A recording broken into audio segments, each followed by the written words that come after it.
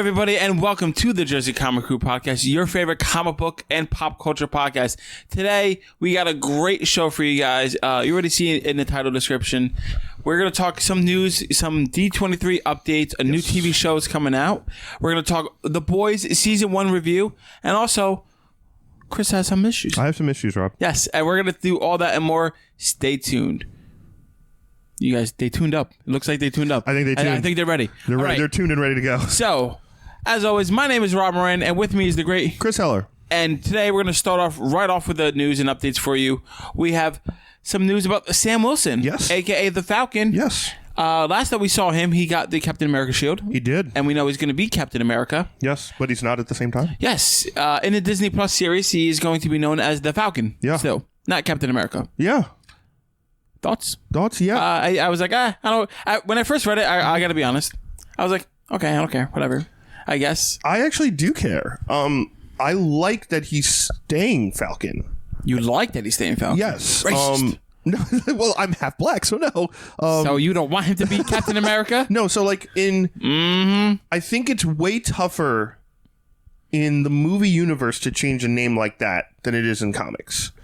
Could be. I think when Falcon got the shield, that was the huge question, right? Is he now going to be like Falcon Cap or Cap? The way he was in the comics for a while, where Steve Rogers was really old and he gave the mantle to Sam, but he was like kind of a dick in the comics. Yeah, he just was. He was really weird. It was like really weird. Like it went right to his head. He's a mean man. Yeah, I mean it was a great time for comics, but it was just weird. When you're coming off a movie, weird. And very, very weird. When you're coming off a movie like Endgame and a title character like Chris Evans, and arguably the biggest character in the Marvel universe besides Robert Downey Jr., it's really tough to take that mantle. Even if it was Bucky, like it's not even about a race thing. It's hard to just hand down that title when people are so used to that person. It's like calling someone who's not Mark Hamill Luke Skywalker. Do you think that... that's a good analogy. I see what you're talking about. Do you believe that the race has nothing to do with this? I think this has a part to do with it. I think Disney was like, all right, let's not even have the backlash before it happens. Leave him as Falcon, keep the status quo. No, I honestly don't. Okay. I mean, personally, it could be my naive stupidity on this one. We see what Disney could do. But I can't see it being an issue because we've seen... So, like, in Phase 4, we're seeing Eternals alone. We're seeing Ajax, who is a male character in the comics, gender swapped. It's going to be Salma Hayek. Mm-hmm. We know we're getting... Icarus is going to be the first full-fledged, like, 100% gay character with his own family. Who's Icarus? Icarus is one of the gods in Eternals. No, character. Richard Madden, I think. Okay. The guy who played the Stark, Rob Stark. Okay. So like he's gonna have a husband and a family. So like we're seeing them doing different things. They announced Miss Marvel, Kamala Khan, Muslim girl. The release of Black Panther is huge. All these different characters. Captain Marvel, one of the biggest female. So because of their essentially their resume. Record. Yeah, their resume. They've already shown that they have diversity and they're not afraid of it. Exactly. Like they're not straying away from it already. If anything, they're intensifying it. So I don't think in this instance it has anything to do with race. Like I said, if it was Bucky who got the shield and not Sam, that would be more of a race thing.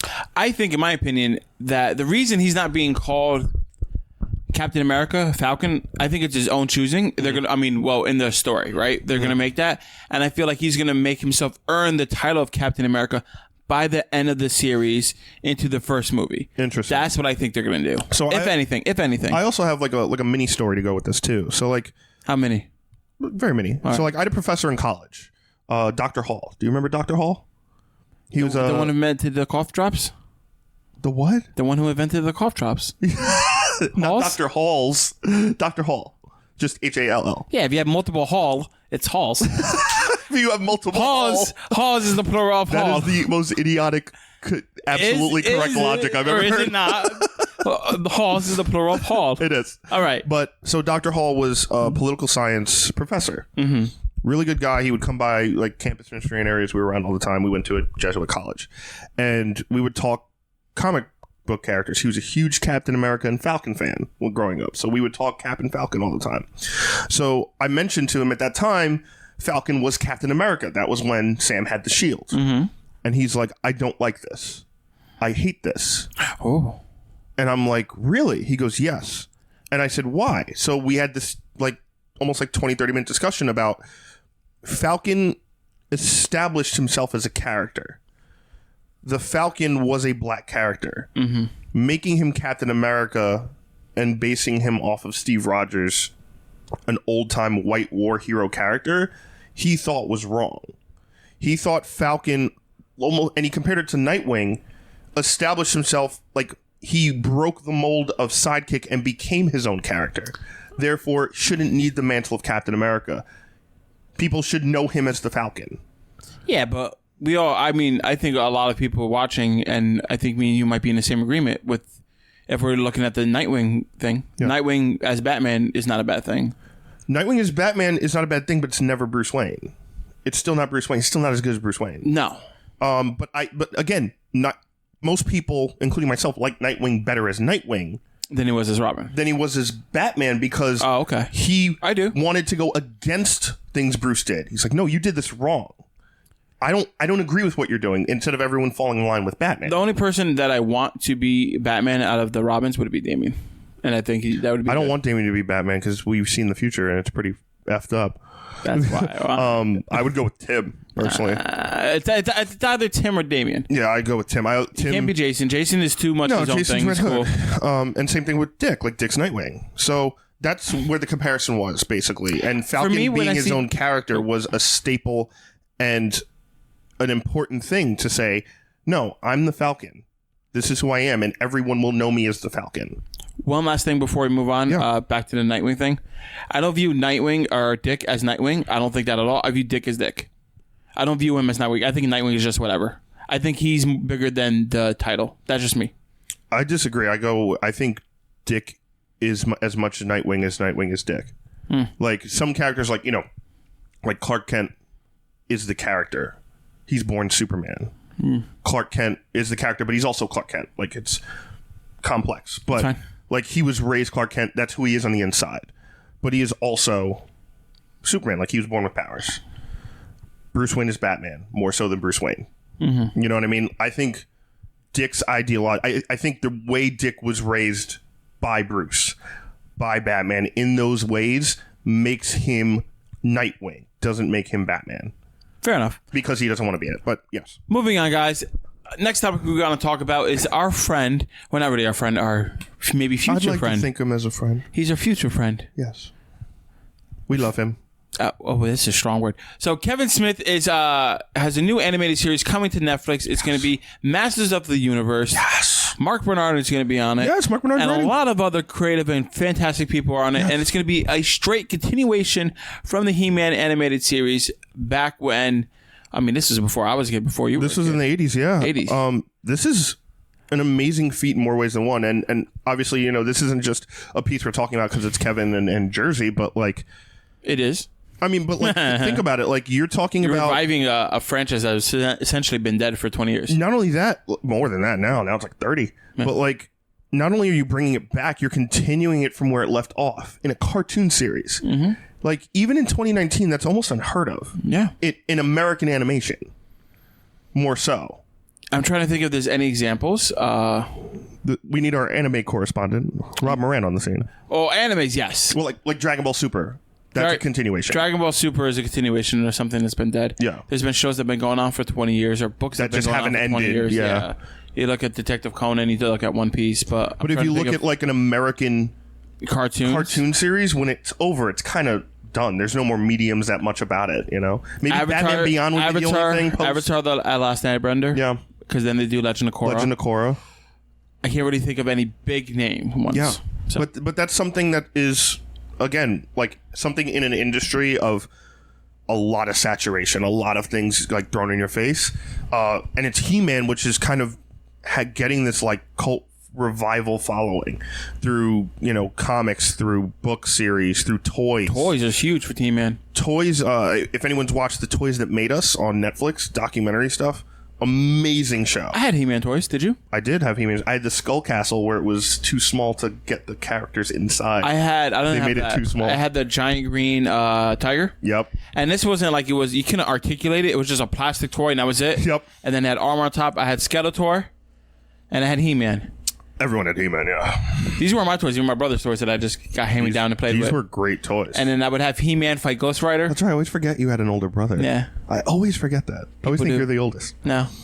That's why I have like all these older toys and stuff like that. Yeah. Like the Teenage Mutant Ninja Turtles, like the old toys I had. Well, I was an only child, but we were extremely poor, so we got old toys that were like given away once the rich kids got the new toys. So like I always started out with like the older toys. So like I had a couple of Migos from like the 70s, like the Star Wars Migos. What's that? Those are the original Star Wars Oh, toys. yeah. The little like 11-inch figures. Oh, those are stupid. Those were great. Oh, screw you. They're so expensive now. They're worth so much money. Some of them are so rare. Yeah, but like... Oh, they're great. Is it really a fun toy to play with? Yes. He-Man, some of the Star Trek stuff. Like it was all the toys that like we... were able to get it like, hand-me-down, give-away stuff. But, and then before we could start getting the real toys. So I wish I knew you back then. I would have gave you some Legos. You could throw away those stupid Migos. Well, Migos are not stupid. Migos are awesome. And they're collectibles. But, like... You have any of them? No, I have none left. No. My mom did a purge of my room when I was younger. I got a horror story for you real quick, and then we got to move on. Oh, got a toy horror story? Yeah. Oh, those are Not the about worst. me. All right, so Like the comic horror stories where people go to college and all their expensive books all the Stan Lee books are in the trash. This happened to my older brother. I got and told this story. I didn't remember this happening. Okay. He wouldn't clean his room. He wouldn't? Nah. Okay. He did not clean his room. Mom would say, clean your room. He's like, no, it's fine. She's like, clean your room right now, or I'm going to lose my mind and throw everything out. And my brother was kind of being a brat from both accounts, from his account and her account. Gotcha. And like, this has been weeks. He's like, clean it up or I'm going to throw it away. Mm-hmm. So he came home. Everything was in the garbage, gone. Oh. He had some very expensive rookie baseball cards. Oh, I was waiting for that. And football cards. He had some toys and stuff like that. And my mom was like, he want to clean his room. I don't regret any of it. He's like, yeah, it'd be worth a lot of money, but he didn't listen. Wow. And then I don't remember what the cards were or anything like that. But I remember him telling me, and then we looked up how much expensive they would be now, and I'm like, oh, that's college. Yeah. No, yeah, some of those cards are crazy. So, fun fact, kids, clean your room when your parents tell you. Also, side note, did you ever have... They ain't kidding. Did you ever have the... like that carpet with the cars? Of course I had that carpet. And you would set up all your Hot Wheels and drive them through town. Did you have a... And then at like 2 a.m, your mom would come in to like close or open a window and kick the shit out of everything on the floor. Oh, no, I had to put them away. You had to put them away the same day? Yeah. What kind of monstrous hell prison did you live in? Oh, I did it. Oh, let me rephrase. I didn't leave them out. I either put them away or I pushed them all to the side so we could walk. And also, I was afraid of that horror story. I would leave them. I was like, huh? Nope, you ain't touching my Hot Wheels. I would leave them, and my mom would walk through them. Did you have for your Hot Wheels? Sorry, we're almost done. Yes.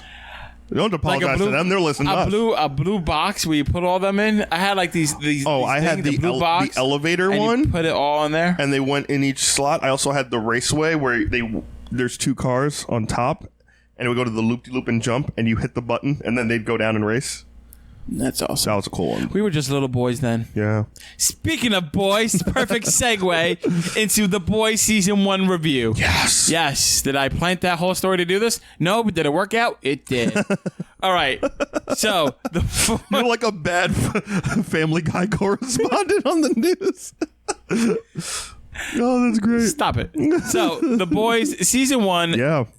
Amazon original. Yes. Based on a comic book series. Yes. Independent comic. This is a world where our superheroes are pretty much owned by one company, Vault Industries, and they work for them. Yep. So superheroes become a job, become something everybody wants to do. And we find out throughout the series that the superheroes are not born naturally. No, they're not born naturally. They're not good people. Not all of them. Some are. Like 90% are terrible human beings. They're fake and phony. It's basically if you took the Justice League and made it Earth 3, so like the crime syndicate, and then hired them. You know, they were hired by Disney, and they were run out there as a corporate entity, and they did all these things for promotions and publicity, but in the background, they're doing horrible things. It's so the series focuses on the boys, which is Huey, which is Decker, Frenchie, and Billy. Yeah. What did they call him? Milkshake or something like that? Oh, Mother's Milk? Mother's Milk, yeah. It was a cool name. I thought it was weird. It was weird. So focus on the boys, and then they're going up against the Seven. So it's like their Justice League. So the Seven consists of Homelander, which is their Superman. Literally. Captain Maeve. Queen Maeve, which is their Wonder Woman. The Deep, which is like their Aquaman. They have. Do they treat him like Aquaman? Oh my God. We'll get to that. A-Train, who is their speedster, like their Flash. Then they have their Black Noir, which is, I guess, like their Batman. That's their Batman. He doesn't do anything. He's very quiet. He's great. He does nothing. He like in the throws series. knives and ninja stars. Then they have their Translucent, which is like kind of like their Martian Manhunter. Kind of like their Martian Manhunter. Like he's invisible. He doesn't transform. He just turns invisible. Invisible. And then he's like super, invulnerable. I gotta say. And then they add Starlight. Which is like their take on Green Lantern. Yeah, she just blasts like Stargirl, Green Lantern. I gotta say, this series, fantastic. I loved it. Here's a thing. I'm gonna say I liked it better than Umbrella Academy. Oh, okay. Yeah, I can see you liking this better than Umbrella Academy. I think I might as well, even though I love the Umbrella Academy, just because this is a little like. I don't want to say more realistic, but it kind of feels like if superheroes were in our world, this is what would happen. Yes, and it felt like more adult themed. True. I also think there were some parts of Umbrella Academy where the writing was really bad in certain scenes and like certain things. I think the overall thematic and the season of Umbrella Academy is really good. I thought the writing was way better for the boys. I can see that. And certain conversations, like Huey's arc is really realistic. The fact that in the beginning we see him working at his job he doesn't like. He walks out, sees his girlfriend. The girlfriend says, "Hey, you getting a raise?" And like they're having a little lover's quarrel. I'm like, "Oh, cool! Like this is gonna be great to see you in the world." By the way, I have not read The Boys. I am not going to read The Boys until after the show. I don't want to be spoiled. I know a lot of you guys are going to read it. By all means, I want you to read it. It's a great book. I've read a couple pages now that I've read this. It's fantastic. But going back and then seeing like him holding his fiance's arms, his girlfriend's arms. That's crazy. And then A-Train just ran right through her. And then he's like, I can't stop. And he left. And she's dead. Puddle on the floor. He's holding her hands. He's holding her and then arms. She's blood mist on the floor. Man. And it happens in so early on in the episode. Episode 1. Yeah. And early on. Yeah. That you're like, all right, I know I'm in for a crazy ride. It's like the first 15 minutes of the episode. So I got a side story for you guys. Ooh. About Huey. Okay. About the artist and about the creation of The Boys. Let's do it. So Simon Pegg is his father. Yes. So in the show. When I'm so sorry I forgot the name of the artist, but when the artist was drawing the characters he's drawing for Huey, he literally just copied Simon Pegg. That's cool. So he like a younger Simon Pegg. Yeah, like a younger Simon Pegg, and wrote it up. And then eventually, he had to get Simon Pegg's permission, and he had to sign off at it for DC. That's cool. Because this is a Dark Horse or Image. I forget which one. No, well, Dark Horse is its own thing. Image and Dark Horse are both their own thing. DC doesn't own them. Maybe I got that part wrong. Vertigo? Vertigo was owned by DC until they ended it a couple months ago. Oh, I think this is by Vertigo. Okay. Sorry, but he had to get his people. He had to reach out to Simon Pegg for ask for permission. He already did it. It had already been selling. Simon Pegg loved it. And, he gave the okay. He's like, it was fine. And then the artist is like, yeah, don't ever try this at home. I just got lucky. He's like, this is definitely, don't draw Simon Pegg in your comics without permission. And then when they were creating the show, they were like, all right, who should we cast? Yeah. And they wanted to get Simon Pegg to play Huey, but he's older. He's like, you know what? Simon Pegg would be great to play Huey's dad because they kind of look like each other. Yeah. And he's their direct inspiration for the character. So I was like, oh, that's pretty awesome. That's really cool. I like that a lot. And I made it all up. Yeah, I made it all up. Can you imagine? If I just made all that up? No, I can't. I make up some crazy things. That's true. But I'm actually a dragon. That's how dragons talk. That's how dragons Like move. You could have watched Lord of the Rings that much. Yeah. That's how dragons talk. But I thought this show had a lot of way more realistic world points in a society today. Like, it's a great show for like everything going on today, right? Like corporations running the planet, basically. The overarching corporate side of them trying to get them into the military for like the contracts and money. Dude, that was really cool. Let's focus on that real quick. Yeah. So the main Vault's essentially the antagonists in the series, them and their heroes. The heroes not so much. They're trying to do good, but they're still for their own selfish means, right? So the head of Vault Industries, well, one of the higher ups in Vault Industries, is trying to get this militarization deal passed. Now, before she sees that, we see her talking to different senators and cities, trying to get her heroes to essentially protect the cities, which I thought was a cool thing. Yeah. And she's like, oh, it's going to cost you $300 million a year to have this hero in your city to defend it. Yeah, it's like a sports contract, right? Yeah. Like, we're going to trade LeBron James, and this is how much he costs, and this is how much he's worth. Right. Like this hero's going to go to Baltimore, and this hero's going to go to Miami. Like, and like they focus on like the demographics and all the stats of these things and get super analytical. And I like that just one helps sell the idea, and two just had me sitting back like, wow. Like, this is a business. They're selling people as a business. They're like, oh, this does 6% better in the age of 18 to 24 in your community. He's a black superhero in a black neighborhood. It's going to go well. Yeah.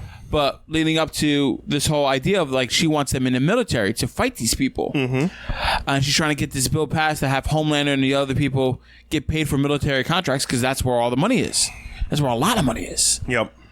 And then we see eventually, I know we're jumping around, but, like, towards the end, there is a super terrorist essentially who like explodes himself, which I kind of like the idea of like, oh, like a suicide bomber, but he doesn't die. Yeah, and it's a big explosion. Like I can see that, like Atomic Man kind of.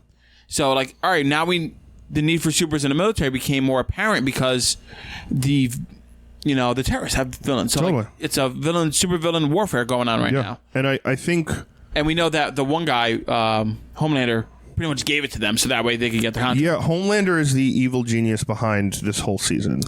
He's the only one who's actually like asking the questions that everyone else should be asking and just ignoring. So like when, what's his name? The guy who's invisible.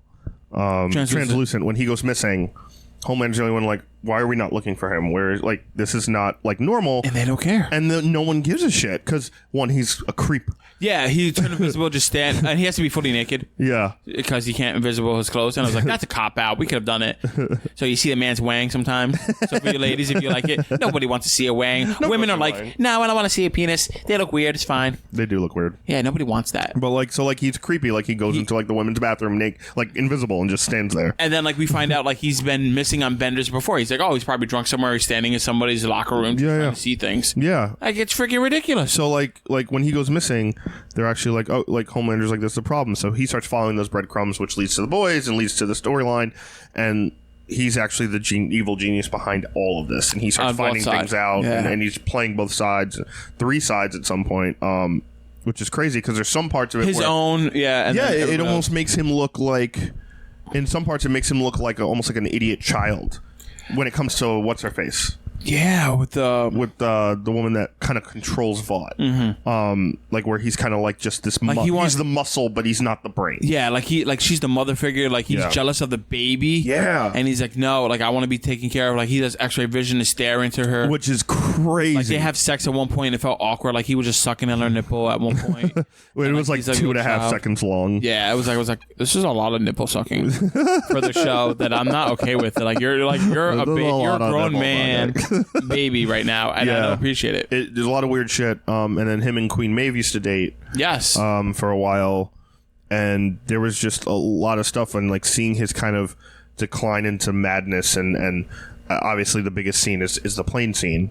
Yes. So let's talk about Queen Maeve a little bit before that plane scene. Oh well, actually, her real arc in the story starts with that plane scene. I want to say, like before that plane scene, she was kind of like smaller of a character.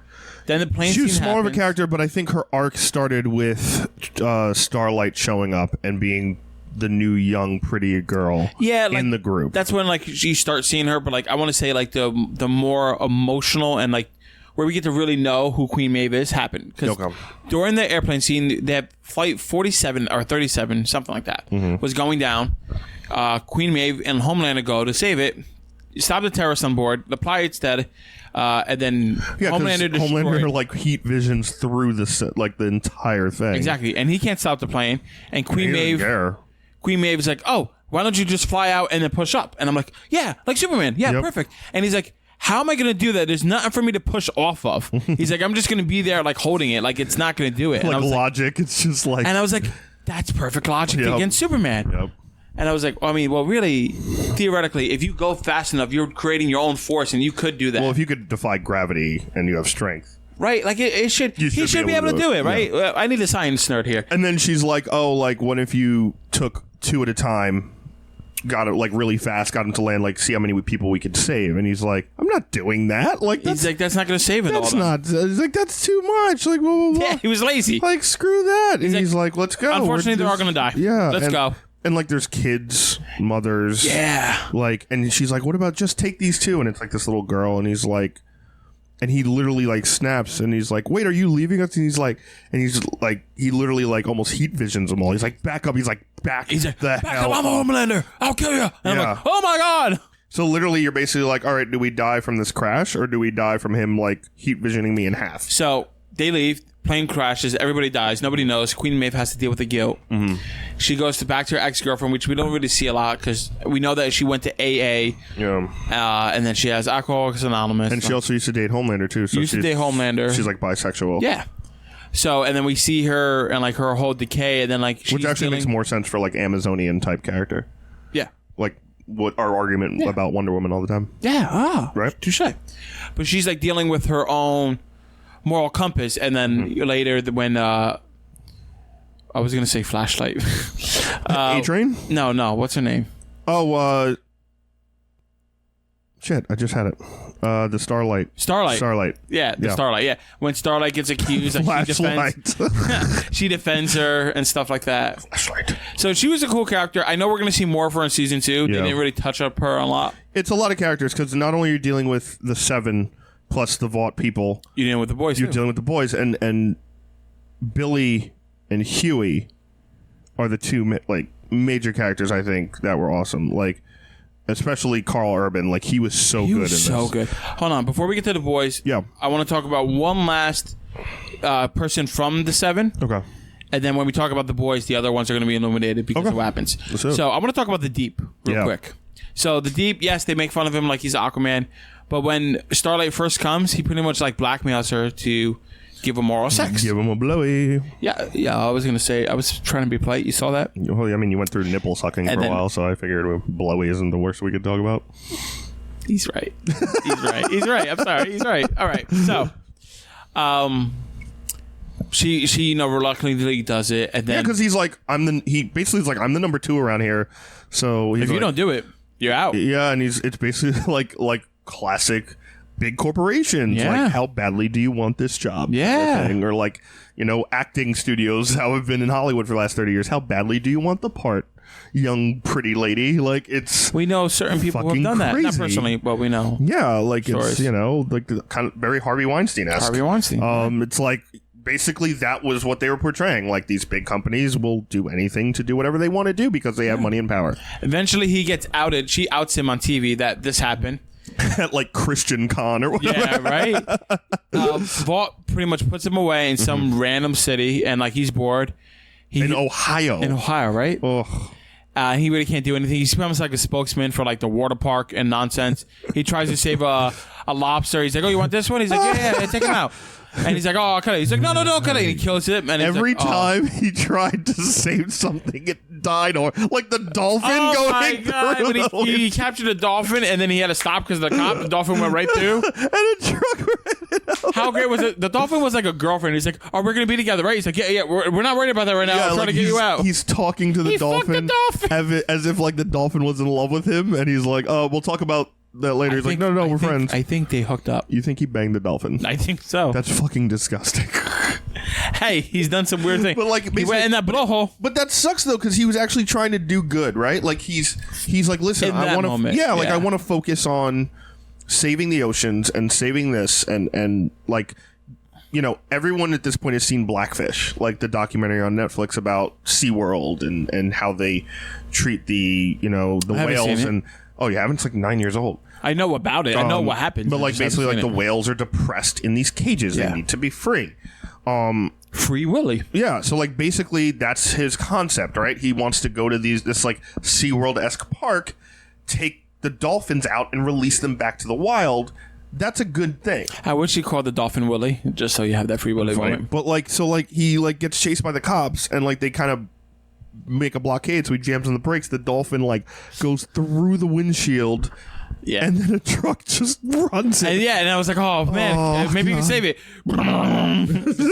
Fucking dolphin meat. And then the lobster thing was just the icing on the cake. But what happens, he meets up with a girl and like they start going at it. Oh, gross. And then like he shows her his gills, which we haven't seen this. Like we didn't know he had his basically has gills on his rib cage. It was gnarly. Then she puts his fingers up in the gills and she's like, "Come on, freak boy, you freak show." Yeah, like hurting him and like and he's like, "No, it hurts." And she's like fingering his gills. I don't know what it is. It was weird. It left me uncomfortable. It guys. was so weird. That was the worst thing in this. Yeah, that was like that was cringeworthy. I was like, oh, you can suck the nipple, sure, lady Dan. You have a weird Oedipus complex, yeah, but don't touch the gills. Literally, the weird Oedipus complex is the best way to describe it. All right. Anyway, the boys. Let's talk about the actual boys. Talk about Huey, Dewey, Louie. Huey, Dewey, Louie. Huey and Billy. Billy, his whole thing is he has this vendetta against heroes in general. He was kind of like ex-FBI, ex-CIA. He's kind of like a bounty hunter, like a lone bounty hunter. He's basically like a lighter version of the Punisher. Mm-hmm. And he has this vendetta against superheroes because his wife used to work for Vought. And she basically went missing. And he either thinks she committed suicide or was killed by Homelander based on, in his mind, she was raped by Homelander. Yeah. Now, this is my big question of this show, the number one question of the show. Yeah, because of the ending. Yeah, all right. So, not even about the ending. So, there's a scene, there's one episode in particular where we see this kind of overarching kind of backstory about Billy. And we see Billy watching a video that this agent comes to his house and is like, this is the last footage, this is the footage we have, like, where we kind of like last saw her. She was at Vought, she goes in, and 3 hours later she comes out after being alone with Homelander. And it looks like they had sex. Yeah, she comes out very disheveled, like putting her shoe back on, hair's a mess. But here's the thing. Billy is dead set, like she was raped, and then this happens. To me, that's not necessarily what happened. No, I think they have an affair. Like, either she was raped... and her reaction was like, oh my God, this kind of just happened. I need to, like, what do I do because he's Homelander? Or she just made the biggest mistake of her life by cheating on her husband. I think that's what happened. And that was the, like, oh my God, what did I just do face? So I want to talk about the end. I gotta talk about it. Because this is the biggest thing. You know, Huey's arc, you know, he's mad. He falls in love with Translucent, sorry. No, he blows up Translucent. He blows up Translucent, which is great. Falls in love with Starlight. Mm-hmm. You know, they have the whole thing. They started fighting because she realized who he was. Forget all that. The ending is what matters. Yep. Billy captures the head of Vought. Well, you know, Homelander's like mother figure. Yeah. Straps some bombs onto her. That he's in love with. Homelander comes in. Mm-hmm. And, you know, Homelander is dealing with this revelation of what happened to this woman because he, again, was asking questions that we wanted to know. Yeah, and they figured out, like, Homelander figured out that she was pregnant with his child, and they told him that she died in childbirth, and then the kid died 10 seconds later. Yeah. And, like, you know, and he was like, I never knew I could even have a child because of my powers. Kind of like Superman, right? Like, how can Superman have a child? Like, the kid basically punches out. They had to show the kid basically, like, punching out of her. And, like, we thought, like, the footage that we saw, like, she looked dead. Yeah, she looked like she bled out. I thought she died. Yeah. I thought she died. She died. And they're having this whole conversation. He's like, oh, this is about her, right?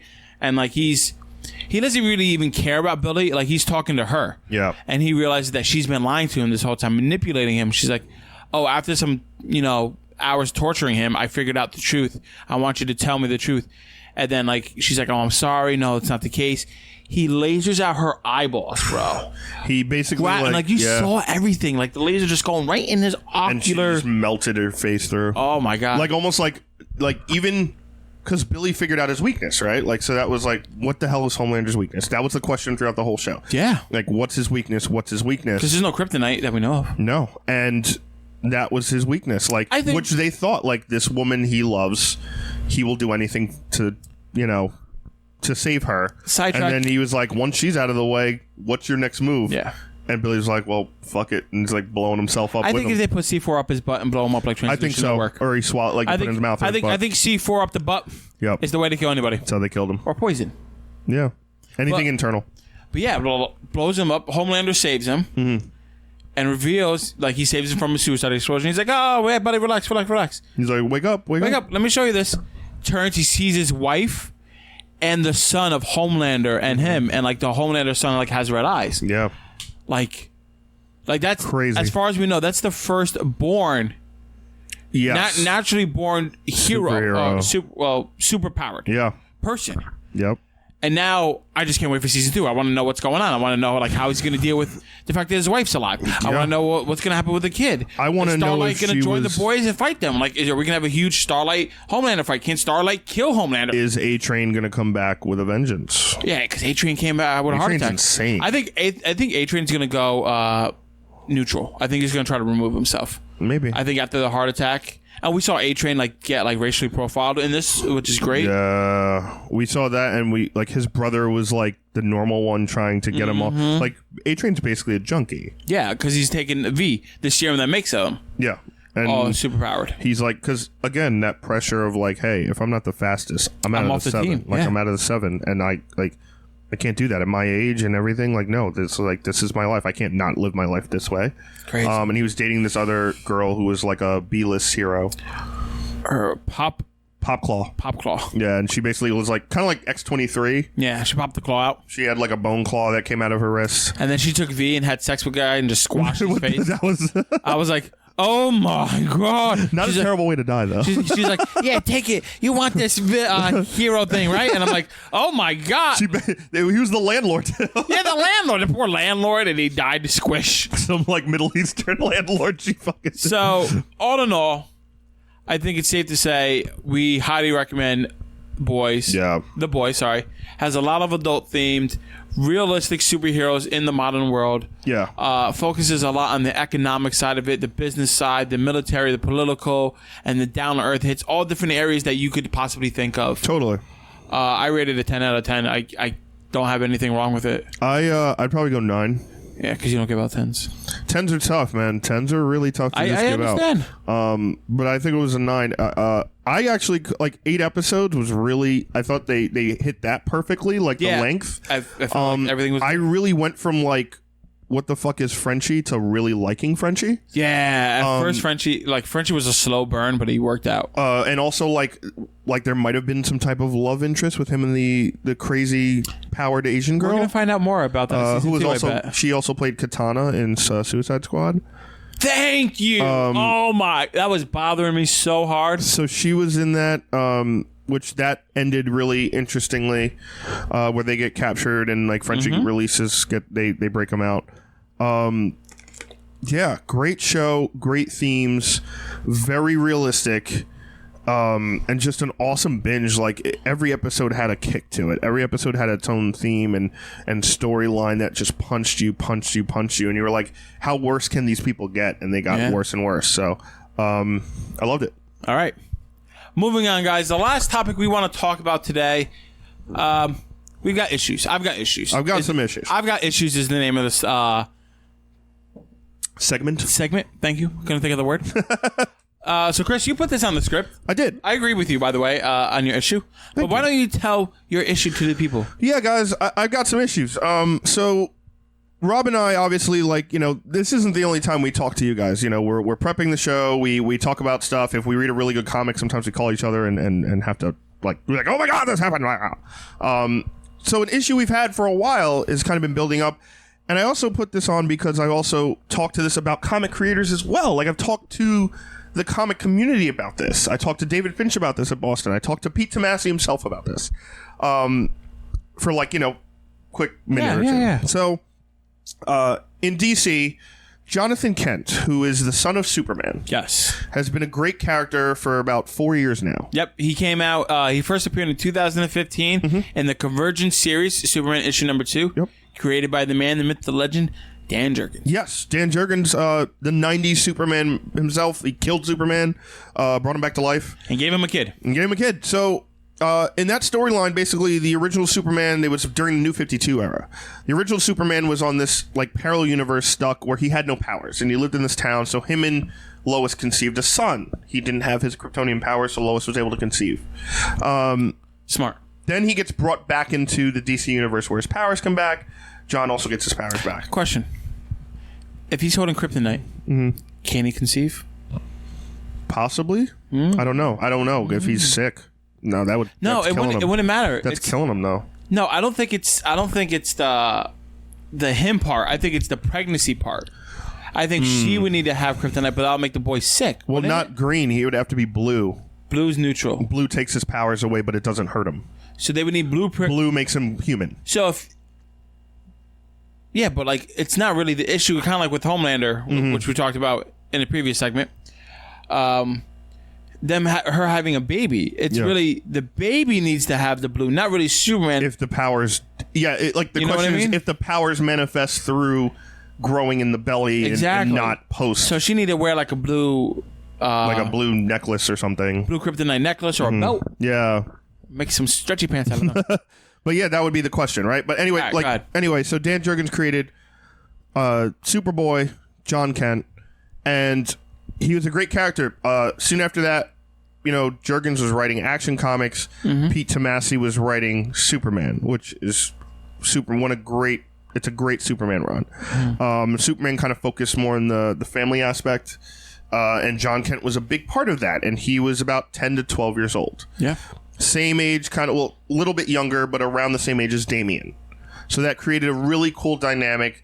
Went off, and then they did a Super Sons story. Which, by the way, Damian and John's relationship together, young kids, in their father's footsteps, it's fantastic. To see the interplay between them, and the fact that we both know, and readers know when you read it, that's future Batman and future Robin at a young age working together, and they're going to be probably better than their parents. Yeah, when they grow up. Because John is already stronger. He's basically half human. He's half human and half Kryptonian. So some of the weaknesses aren't as bad. Kryptonite he's still weak against, but it's not going to be full on Kryptonian. And then also he absorbs sun much better because of the human part of it. Yeah, he's used to the atmosphere already. He's born in this atmosphere. So that was a great dynamic. It added a layer to Superman raising his son on Earth. This young character. We get through Pete Tomasi's run. He kind of takes John and throws him into the stratosphere, right? We have these cool arcs with Manchester Black, Super Sons, where the arc where he tries to join the Teen Titans and they deny him, and he's because he's too young. He's too young and he's so distraught. Damian consoles him. He's like, "Listen, man, don't worry. Soon you're gonna be on the team." And then him and Damian kind of have their own adventure. The issue with Batman, how do we know he's not turning? How do we know he's okay? The classic Batman trope of we have another powered Kryptonian.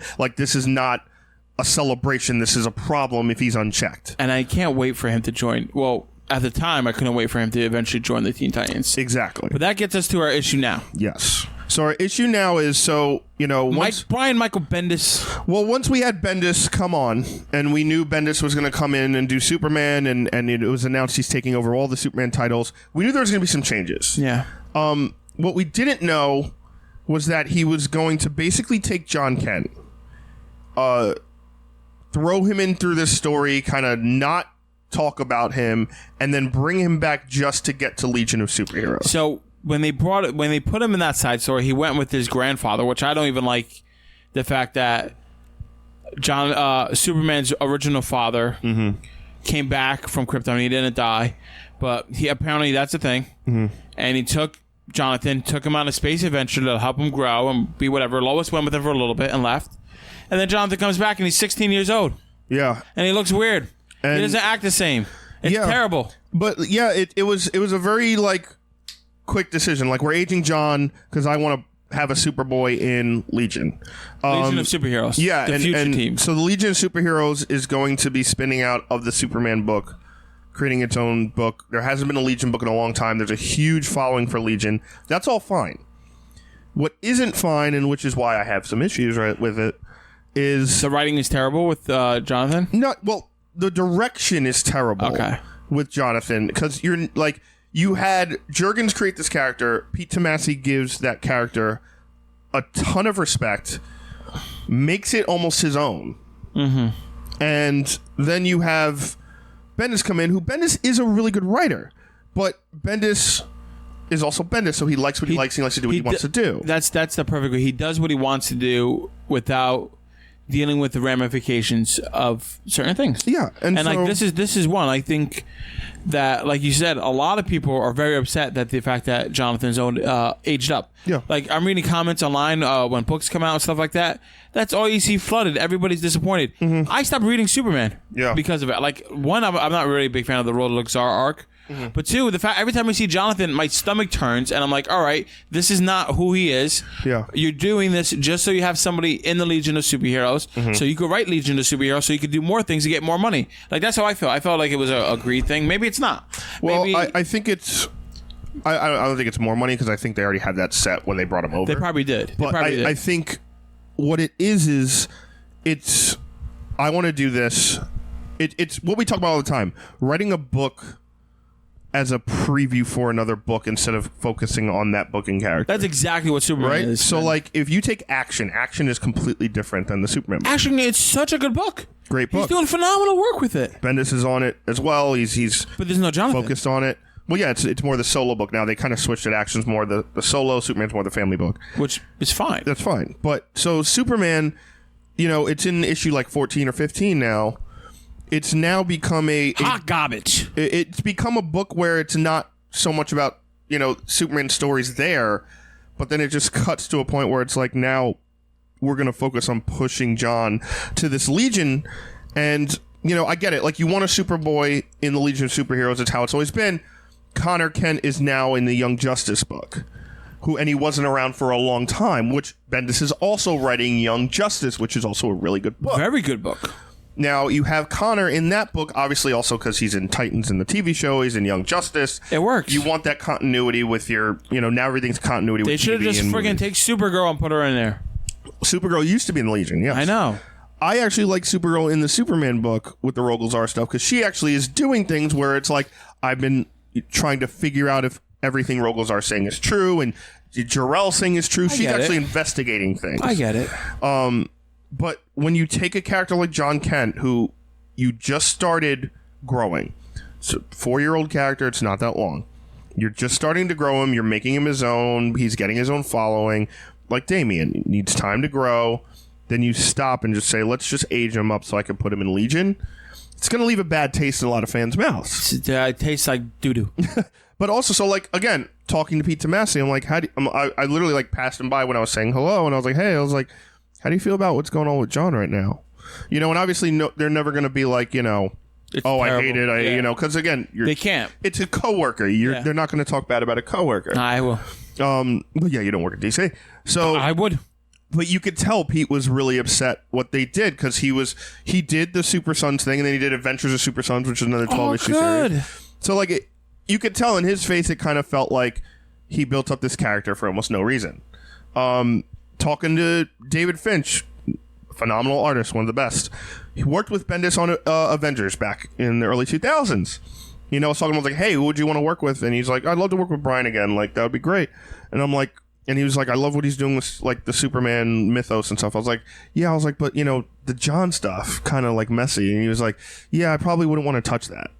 Like, stuff like there's little, like, hints here and there of, like, people are kind of just, like, you could tell this is kind of shipping to Legion. Like, I loved Snyder and Capullo's Batman, the Batman Who Laughs series. I thought it was really dark and gritty until the ending arc kind of just made it a prequel for Batman Superman. I would have rather if the whole direction of the book was that. Like just the prequel to Batman Superman? And all right, like because it kind of felt like it was trying to be its own series. Yeah. And it wasn't really working as that. Mm-hmm. And then towards the end, when it was kind of being a prequel for that, kind of did a little bit better. But like the whole arc, the whole story, I didn't like. I was like, all right, this. Oh, sorry, not Capullo, Jock. Yeah, Jock. But Last Night on Earth is great. Last Night on Earth is fantastic. Justice League is really good. It's basically an event book in its own book. But, again, when you're talking about series, when you're making a series or a mini-series and it's not its own, like, if I'm going to pick up a mini-series, that means I'm picking it up on top of everything I'm already getting. You know what I mean? It's an extra investment. It's more money. I'm picking this up for the team or who's writing it, who's drawing it, or the character. It has to have its own story, beginning, middle, end. If it's just like a prologue to this other series or this, almost like throwing it away. It leaves you a dirty taste in your mouth. Yeah, and with Bendis, we talked about this a lot. The Leviathan Rising, which I'm thinking that 96-pager, this huge book, was basically a preview for Event Leviathan. That makes sense, though. True. But I'm thinking, like, all right, this is going to be the beginning of this Superman arc that's going to go into this, like, but then it broke it down to, like, oh, no, this is a preview for Jimmy Olsen. This is a preview for Lois Lane. This is to sell more books. Yeah. Which, obviously, they have to I get it. It's comics. It's a business. You have to sell more stuff. I just think it's the way they do it. All right, guys. I think it's safe to say we don't like Jonathan Kent being old, make him back young. Yeah. That wraps up this episode of the Jersey Comic Krew Podcast. Thank you guys so much for tuning in. Let us know down in the comments below what you thought of our topics. What do you think about Sam Wilson not being Captain America? Kevin Smith, He-Man, Master of the Universe. Are you going to watch it? Did you love The Boys as much as we did? And then finally, are you reading Superman? Do you care that Jonathan Kent is older, or are you on the same side as us? Do you have issues? Let us know. As always, make sure you follow us on our social media pages, Facebook, Instagram, and Twitter. And as always, I'm Rob Moran. And I'm Chris Heller. And we'll see you next time. JerseyComicKrew.podbean.com.